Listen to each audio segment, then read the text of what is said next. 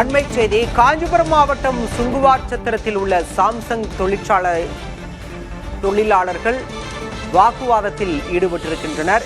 குடும்பத்துடன் தலைமைச் செயலகம் நோக்கி புறப்பட்ட தொழிலாளர்களை போலீசார் தடுத்து நிறுத்தியிருக்கின்றனர்.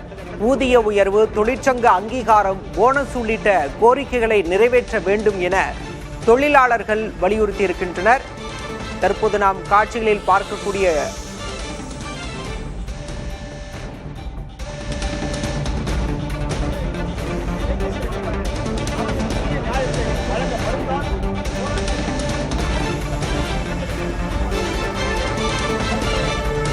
சாம்சங் தொழிலாளர்கள் காவல்துறையினருடன் வாக்குவாதத்தில் ஈடுபட்டிருக்கின்றனர். ஊதிய உயர்வு, தொழிற்சங்க அங்கீகாரம், போனஸ் உள்ளிட்ட கோரிக்கைகளை நிறைவேற்ற வலியுறுத்தி தலைமைச் செயலகம் நோக்கி பேரணி செல்ல முயன்ற சாம்சங் தொழிற்சங்க தொழிலாளர்களை போலீசார் தடுத்து நிறுத்தியிருக்கின்றனர். இதனால் வாக்குவாதம் ஏற்பட்டிருக்கிறது.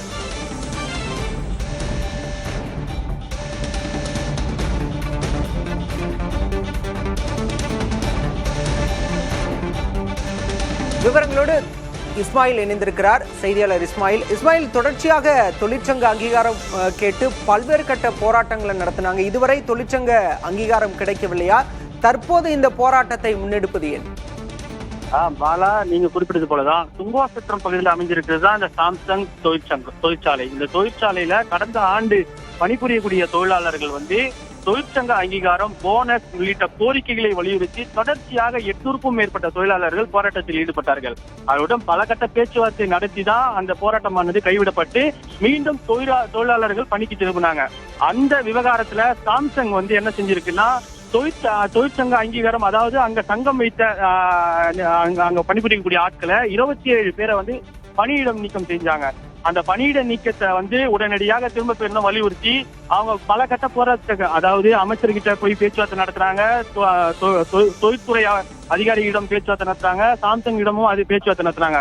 அந்த 27 பேரை மீண்டும் பணியமர்த்த வேண்டும் என வலியுறுத்தி தான் இந்த பேரணியானது சுங்குவார்சத்திரம் பகுதியில தொடங்கப்பட்டது.